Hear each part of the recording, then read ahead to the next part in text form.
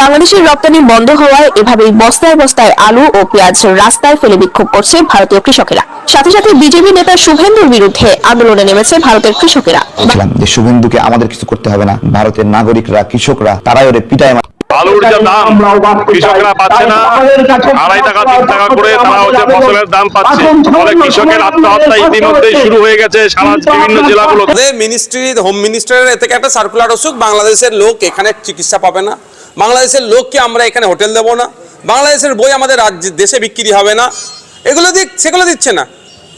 কারণ তারা আমাদের থেকে ভালো করে জানে যে এইগুলো করলে দুটো দেশের সম্পর্ক তলনিতে গেলে ক্ষতি ইন্ডিয়ার বেশি হবে নিরাপত্তার দিক থেকে। আসসালামু আলাইকুম রহমতুল্লাহি ওয়া বারাকাতুহু। সম্মানিত দর্শক, আপনারা সকলেই জানেন ভারত বাংলাদেশের সম্পর্ক বর্তমানে খুবই অবনতি এবং অনুন্নতির দিকে যাচ্ছেন। উন্নয়নশীল দেশকে ধ্বংস করে দেওয়ার জন্য ভারত যেই চক্রান্ত করেছিলেন সেই চক্রান্ত গেল সম্পূর্ণই বিফলে। ময়ূক রঞ্জন ঘোষ ও ভারতের শুভেন্দু বাবু যিনি বিজেপি নেতা, তাদের বক্তব্য অনুযায়ী বাংলাদেশকে তারা চেয়েছিলেন বিশ্বের কাছে কিংবা ভারতীয় সাধারণ জনগণের কাছে বাংলাদেশকে একটি ভিখারির রাষ্ট্র হিসেবে পরিচিতি দিতে চেয়েছিলেন, কিন্তু হয়েছেন উল্টোটা। দর্শক, কি হয়েছে এবং বাংলাদেশ ভারতের সাথে বর্তমান সম্পর্ক কেমন এবং পূর্বের সম্পর্কটা কেমন ছিল এবং বর্তমান বাংলাদেশের এবং ভারতের সাথে সম্পর্ক অবনতি হওয়ার কারণে সবচেয়ে বেশি ক্ষতির মুখে কারা পড়েছেন, সে সকল বিষয় আজকে আলোচনা করব এই ভিডিওতে। ধৈর্য সহকারে সম্পূর্ণ ভিডিওটি দেখার জন্য সকলকে অনুরোধ থেকে শুরু করছি। এরকম নিত্য নতুন ভিডিও পেতে হলে অবশ্যই চ্যানেলটিকে সাবস্ক্রাইব করে পাশে রাখা বেল বাটনটি অন করে দিবেন, তাহলে প্রত্যেক মুহূর্তের আপডেট নিউজগুলো পৌঁছে যাবে আপনাদের কাছে। তো চলুন দর্শক, প্রথমেই আমরা জানবো সাবেক প্রধানমন্ত্রী শেখ হাসিনার আমলে অর্থাৎ বিগত 16 বছর ভারতের সাথে বাংলাদেশের সম্পর্কটা কেমন ছিল। সাবেক পররাষ্ট্রমন্ত্রী এ কে মোমেন তিনি বলেছিল বাংলাদেশ এবং ভারতের সম্পর্ক হচ্ছে স্বামী স্ত্রীর সম্পর্কের মতো। কিন্তু স্ত্রী যখন দেশ ছেড়ে পালিয়েছেন এবং স্বামীর দেশে নিয়ে আশ্রয় নিয়েছেন, তখন স্ত্রীর সাথে স্বামীর কেমন ব্যবহার হচ্ছে সেটা এখনো পর্যন্ত জানা না গেলেও বর্তমানে সেখান থেকে অনেক রকমের নিউজ প্রকাশ পাচ্ছে, যেখানে সাবেক প্রধানমন্ত্রী শেখ হাসিনা বলতে চাইছেন আমি ভালো নেই এবং আমি আমার দেশে ফিরে যেতে চাই, আমি সেখানেই ভালো থাকবো এবং জেলে থাকলেও আমি আমার দেশেই থাকবো।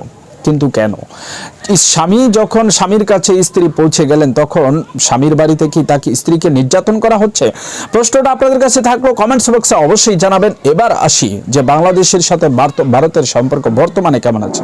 দর্শক, অবশ্যই আপনারা অবগত আছেন যে বর্তমানে বাংলাদেশ ও ভারতের সাথে সম্পর্কটা বেশি একটা ভালো যাচ্ছে না। আর এই সম্পর্ক অবনতি হওয়ার পিছনে সবচেয়ে বড় যারা ভূমিকা রেখেছেন তারা হচ্ছেন শুভেন্দু বাবু ও ময়ূক রঞ্জন ঘোষ, যিনি একজন হচ্ছে আর বাংলার বিশেষ নেতা, আরেকজন হচ্ছে বিজেপির বিশেষ নেতা, যাদের দুই পক্ষের বক্তব্যের কারণে বাংলাদেশ ও সাধারণ মানুষের, বিশেষ করে ভারতের ও সাধারণ মানুষের মধ্যে এক বিরূপ প্রতিক্রিয়া সৃষ্টি হয়।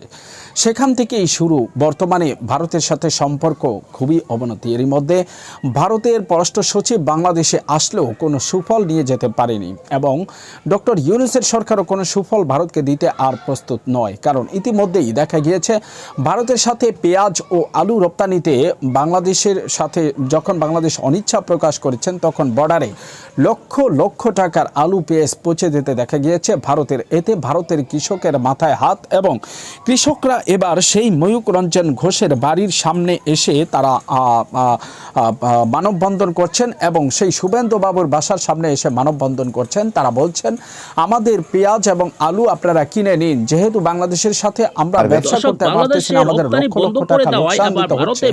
এর মধ্যে ভারতে শুরু হয়েছে আত্মহত্যার পালা। কোটি কোটি মানুষের মধ্যে কিভাবে আত্মহত্যা করছেন সাধারণ জনগণের কারণ একটাই, কারণ তারা কৃষকের ন্যায্য মূল্য পাচ্ছে না এবং বাংলাদেশের কাছে পেঁয়াজ রপ্তানি করতে না পারায় বর্তমানে ভারতের অবস্থা খুবই খারাপ বলে সেখানকার কৃষকরা জানিয়েছেন। শুধু তাই নয়, সেখানকার বর্তমান পরিস্থিতি আরো নাজুক এবং আরো ভয়ঙ্করের কারণ হচ্ছে বাংলাদেশ বর্তমানে ভারতের মুখ থেকে মুখ ফিরিয়ে বর্তমানে পাকিস্তানের সাথে ব্যবসা করার জন্য তারা প্রস্তুতি গ্রহণ করেছেন। আর পাকিস্তানের সাথে ব্যবসা করার ইতিমধ্যেই 2টি জাহাজ বাংলাদেশে এসে পৌঁছেছে, আপনারা সকলেই জানেন। আর সেগুলোতে পেঁয়াজ, আলু ও বিভিন্ন পণ্য সামগ্রী এরই মধ্যে বাংলাদেশে এসে পৌঁছেছে। নতুন করে বাংলাদেশ চাইছে পাকিস্তানের সাথে সম্পর্ক রাখতে আর ভারতের সাথে সকল সম্পর্ক ছেদ করে দিতে চাইছে এই সরকার।